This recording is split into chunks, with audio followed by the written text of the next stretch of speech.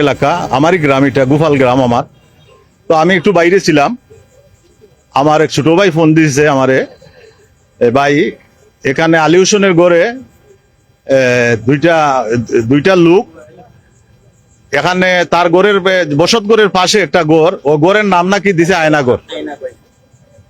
আমি বললাম কি হয়েছে, বলে ছোট একটা বাচ্চা, আমির উদ্দিনের বাচ্চা, তার মেয়েটার বাপের নাম আমির উদ্দিন, ওই মেয়েটারে নিয়ে গড়ের ভিতরে ওরা দর্শন করছে। দর্শন করার পরে আমরা ওদেরকে মেয়ের চিৎকার শুনিয়া আমরা এলাকাতে কিছু মানুষে ওরা ঘেরাও করছি। ঠিক আছে, তোমরা ঘেরাও করছো, ওরে ধরো, ধরিয়া ত্রিপল লাইনে ফোন দাও। আমিও পুলিশের কাছে ফোন দিতেছি, দিয়া তোমরা ওরে পুলিশের হাওলা করো। তখন আমি খবর পাইলাম যে মেয়েটাকে জিগাইলাম যে কি হয়েছে, বলে না মেয়েটাকে দর্শন করছে। দর্শন করছে শিওর, বলে হ শিওর। মেয়েরকে জবানবন্দি দিছে, বলে হ জবানবন্দি বলছে ও। ঠিক আছে, তোমরা ওরে মারামারি না করিয়া তোমরা পুলিশের হাওলা করো। আমি দেখলাম যে ওরে যদি মারি করে এখানে প্রায় 400-500 লোক একদম জানে মারিয়া লাগবো। আমি জানার পরেও যদি এটা বলি, আমার নিজের বিবেকের কাছে জানান আইনটা হাতে নেওয়া যাচ্ছে, সেজন্য আমি পুলিশের হাওলা করছি। আলী হোসেন যে ছেলেটা, এটা হইলো ইয়াবা সম্রাট। আমি কিছুদিন আগে তারে ধরছিলাম, ধরার পরে সে আন্ডারগ্রাউন্ডের তাইকিয়া ওইগুলা বিক্রি করে। তো আমি জানি না, আমি কিছু ফুলাফান তার পিছনে লাগাইছি, লাগানোর পরে ধরা হয়েছে। তখন সে বলছে আমি এই সমস্ত করি না, আমারে মাফ করে দেন, আমি যদি খরিয়া থাকি, আমি ভুল হয়েছে আমার, এটা ইত্যাদি ইত্যাদি।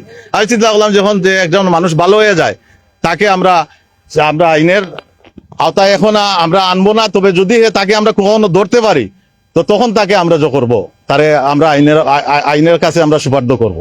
সেই ধরনের কয়েকদিন থাকি সে এলাকা ছাড়া, এলাকাতে নাই। এলাকাতে আজকে শুনি যে এই মেয়েটারে নিয়ে সে দর্শন করছে, এবং তার সাথে আরেকটা লোক, তার নাম সালমান, দুইজন। এরপরে দুইজন পুলিশে এখানে নিয়ে আসছে।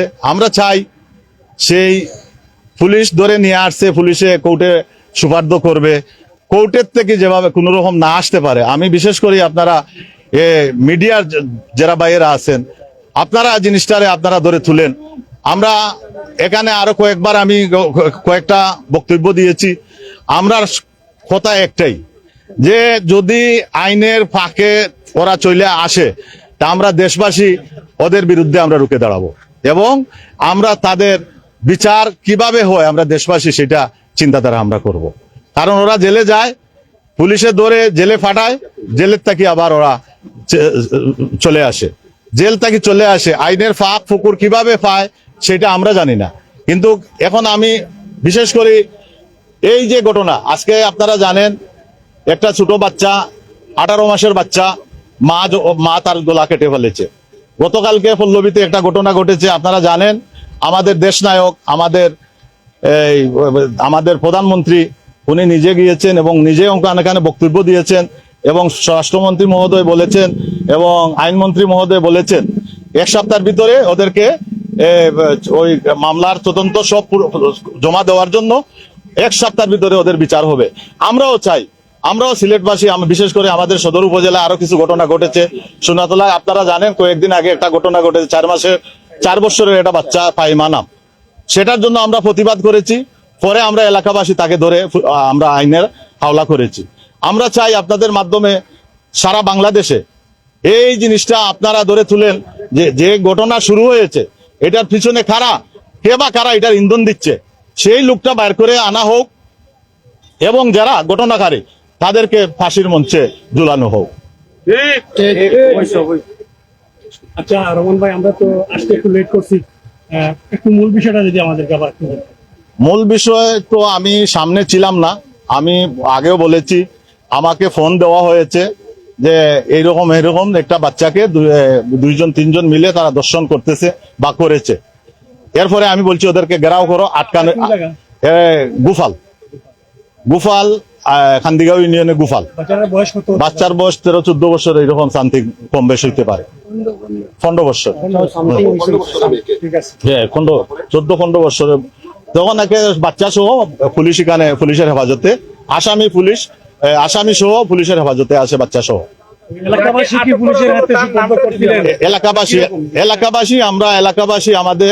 এলাকাবাসী মিলে আমরা পুলিশে সুপর্দ করেছি, এখনো থানায় আছে, পুলিশের হাওলায় আছে। আমরা চাই পুলিশ প্রশাসন আমাদেরকে যথেষ্ট আন্তরিকতা আমাকে দেখা যাচ্ছে, এবং আমাদের এখানে কয়েক হাজার 1500 লোক মিছিল করে গোপাল থেকে এখানে এই পর্যন্ত চলে আসছে।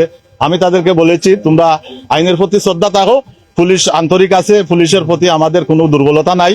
আশা করি পুলিশের যতটুকু করণীয় এতটুকুই করবে, এবং পুলিশ কোর্টের হাওলা করবে, আদালত তার ন্যায্য বিচার করবে। তাদের একটা নাম, বাড়ি। আলী হোসেন, একজনের নাম হইলো আলী হোসেন গ্রাম, বা তার বাড়ি হইলো গুফাল। আরেকজন নাম হইলো সালমান, তার বাড়ি হইলো এখানে হায়দরপুর। হায়দর এরার বয়স 25-30 এরকম, 25-30 উপরে হবে। ওদের ওরা হইলো ইসমাংলার, ওরা হইলো দুষ্কৃতকারী, ওরা মাদক সেবী, ওরা ইয়াবা ব্যবসা করে। তো এদের ব্যাপারে আপনারা এলাকাবাসী যেহেতু জানেন ইয়াবা ব্যবসা করে, এদের বিরুদ্ধে আমরা বিরুদ্ধে অনেকবার নিয়েছি, আরো এর আগেও পুলিশের হাতে দেওয়া হয়েছে, এবং তাকে কিভাবে সে ছাড়া পেয়েছে সেটা আমরা জানি না। কিন্তু এর আগেও পুলিশের হাতে বেশ কয়েকদিন আগে, মাস 6 বা 7-8 মাস আগে তাকে পুলিশের হাতে কয়েকবার দেওয়া হয়েছে। পুলিশের হাত থেকে ছাড়া পেয়েছে, কিভাবে পেয়েছে, পুলিশে ছাড়লো না কোর্টের থেকে চলে আসলো সেটা আমার জানা নাই। নাগরিক হিসাবে মাদকের বিরুদ্ধে আপনি কি বলবেন? মাদকের বিরুদ্ধে আমাদের একটাই কথা, আমাদের নেতার যে নির্দেশ, মাদক ব্যবসায়ী, মাদক সেবী যেই হোক তাদেরকে আইনের আওতায় আনতে হবে, এবং আমরা সাধারণ মানুষ আমরা তাদেরকে ধরে ধরে আমরা আইনের হাতে আমরা সুপর্দ করব। আচ্ছা, যে ছোট্ট শিশু বাচ্চাটা যাকে এই খারাপ কাজে এরা ব্যবহার করলো, তাদের মা বাপ আছে? মা বাপ আছে, ওদের অসহায় মানুষ। ওরা তখন কি করেছিল? ওরা বাপ কাজে থাকে, মানুষের কাজ করে, দিনমজুর মানুষ, মাও মানুষের কাজ করে, দিনমজুর মানুষ। সেটা এখন আসছে, আসার পরে যখন শুনছে, মা বাপ সাথে সাথে সেটার প্রতিবাদ করছে, তাদের সাথে বৃহত্তর এলাকা একত্রতা ঘোষণা করছে। ওরা কিভাবে ওর ঘরে ঢুকলো? ওর কি কোনো আত্মীয় নাকি? আত্মীয় বলতে আলী হোসেনের গোর, আরো ওর গোর পাশাপাশি, আর আরেকটা ছেলে আরো যারা আছে ওরা কিন্তু এখান থেকে অনেক দূরে, এরা পারে কি মূল সিলেটেই? মূল সিলেটেই। যদি কোনো আত্মীয়ের মধ্যে ওরা আলী হোসেন ঢুকলো কিভাবে? ঘরে ঢুকলো কিভাবে? ওদের গোর তো ওই যে কিভাবে ঢুকলো না কিভাবে ঢুকলো? গোর তো দোলান না, বিল্ডিং না, সাধারণ এইভাবে গোর, হ্যাঁ। নেকড়ার গোর, এই যে উপরে টিন আছে, বা গোরের মধ্যে লোকজন কি বিষয়?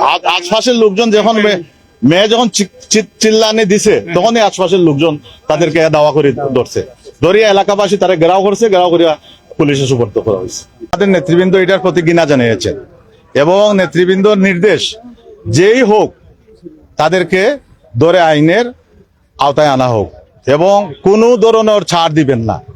সেটা আমাদের, আপনারা জানেন, আমাদের এক আসনের মাননীয় সংসদ সদস্য, আমাদের মন্ত্রী মহোদয়ের নির্দেশ হলো, যেখানে জুয়া, যেখানে মাদক, যেখানে অসামাজিক কার্যকলাপ, সেখানেই প্রতিরোধ।